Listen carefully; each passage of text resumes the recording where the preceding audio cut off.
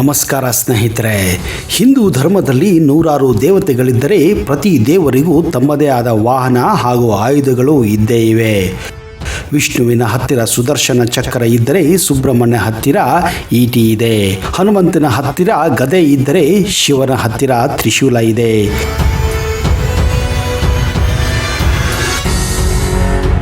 ಈ ಎಲ್ಲ ಆಯುಧಗಳನ್ನು ಪಡೆಯಲು ಅವರದೇ ಆದ ವಿಶೇಷತೆಗಳಿವೆ. ಬನ್ನಿ ಸ್ನೇಹಿತರೆ, ಇವತ್ತಿನ ಈ ವಿಡಿಯೋದಲ್ಲಿ ನಿಮಗೆ ಶಿವ ತ್ರಿಶೂಲವನ್ನ ಪಡೆದಿದ್ದು ಹೇಗೆ, ಅದರ ಹಿಂದಿನ ಶಕ್ತಿ ಏನು, ಅದು ಹುಟ್ಟಿದ್ದು ಹೇಗೆ, ಶಿವನು ಬಳಸುತ್ತಿದ್ದ ಆ ತ್ರಿಶೂಲ ಈಗ ಭೂಲೋಕದಲ್ಲಿ ಎಲ್ಲಿದೆ, ಈ ಎಲ್ಲ ವಿಷಯಗಳನ್ನ ಈ ವಿಡಿಯೋದಲ್ಲಿ ನಿಮಗೆ ಹೇಳಕ್ ಹೋಗ್ತಾ ಇದ್ದೀನಿ. ಒಂದು ವೇಳೆ ನೀವು ಈ ಚಾನೆಲ್ ಅನ್ನ ಇನ್ನೂ ಸಬ್ಸ್ಕ್ರೈಬ್ ಮಾಡದೇ ಇದ್ರೆ ದಯವಿಟ್ಟು ಈಗಲೇ ಸಬ್ಸ್ಕ್ರೈಬ್ ಮಾಡಿ, ಜೊತೆಗೆ ಬೆಲ್ ಐಕನ್ ಕೂಡ ಪ್ರೆಸ್ ಮಾಡಿ.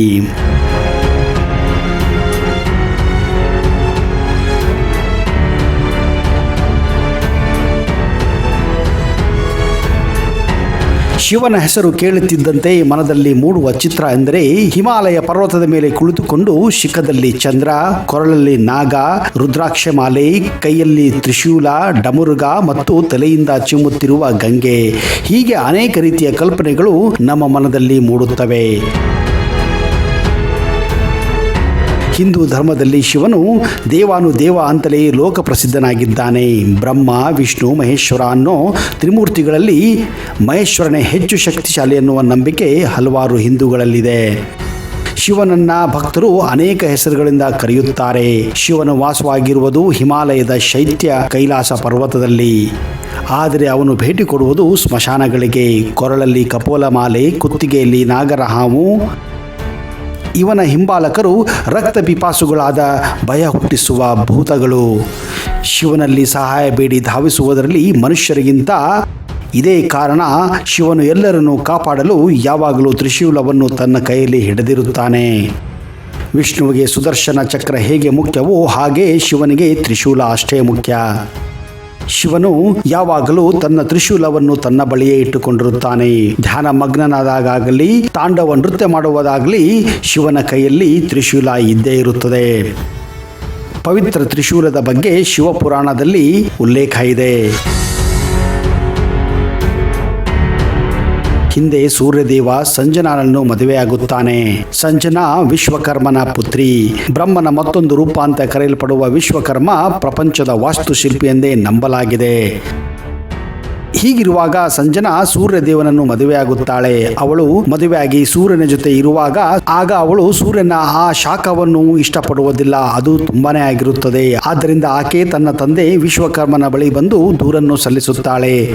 ಇದಕ್ಕೆ ಪರಿಹಾರವಾಗಿ ವಿಶ್ವಕರ್ಮ ಈ ವಿಷಯವನ್ನು ಚರ್ಚಿಸುವುದಕ್ಕೆ ಸೂರ್ಯದೇವನನ್ನು ಆಹ್ವಾನಿಸುತ್ತಾನೆ.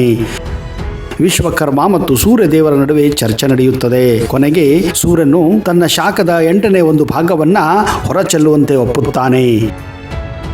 ಸೂರ್ಯನ ಶಾಖವನ್ನು ಕಡಿಮೆಗೊಳಿಸಿದಾಗ ಆ ಒಂದು ಭಾಗ ಸೌರಶಕ್ತಿಯಾಗಿ ಭೂಮಿ ಮೇಲೆ ಬೀಳುತ್ತದೆ. ಆಗಲೇ ನೋಡಿ ಈ ಭೂಮಿ ಮೇಲೆ ಪ್ರಕಾಶ ಹುಟ್ಟಿದ್ದು. ಆ ಪ್ರಕಾಶವು ಜಾಸ್ತಿ ಆದಾಗ ಅದರಿಂದ ವಿಶ್ವಕರ್ಮನು ಒಂದು ಆಯುಧವನ್ನು ತಯಾರಿಸುತ್ತಾನೆ. ಆ ಆಯುಧವೇ ತ್ರಿಶೂಲ.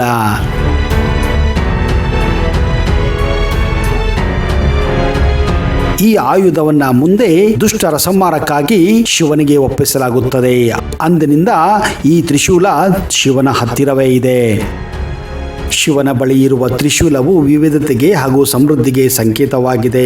3 ಅಂಶಗಳು ವಿವಿಧ ಅರ್ಥವನ್ನು ಮತ್ತು ಮಹತ್ವವನ್ನು ಹೊಂದುತ್ತವೆ. ಹಿಂದೂ ಧರ್ಮದಲ್ಲಿ ಸಾಮಾನ್ಯವಾಗಿ ಅವುಗಳಿಗೆ ಹಲವಾರು ಕಥೆಗಳಿವೆ.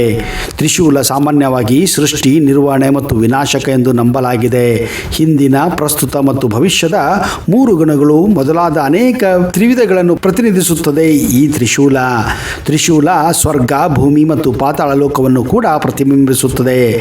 ಶಿವನ ಆಯುಧವಾಗಿ ನೋಡಿದಾಗ ತ್ರಿಶೂಲ ಭೌತಿಕ ಪ್ರಪಂಚ, ಪೂರ್ವಜರ ಜಗತ್ತು ಮತ್ತು ಮನಸ್ಸಿನ ಜಗತ್ತನ್ನು ಪ್ರತಿಬಿಂಬಿಸುತ್ತದೆ. ಈ 3 ಲೋಕಗಳನ್ನು ನಾಶ ಮಾಡಲು ಹುಟ್ಟಿದ್ದೇ ಈ ತ್ರಿಶೂಲ.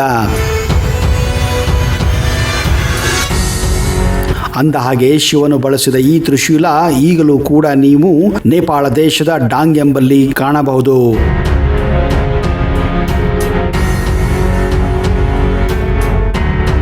ಹಿಂದೆ ಇದನ್ನ ಶಿವನು ಅಸುರರನ್ನು ಕೊಲ್ಲಲು ಎಸೆದಾಗ ಆ ತ್ರಿಶೂಲ ಇಲ್ಲಿಯೇ ಬಿದ್ದಿತ್ತು ಎಂದು ನಂಬಲಾಗಿದೆ.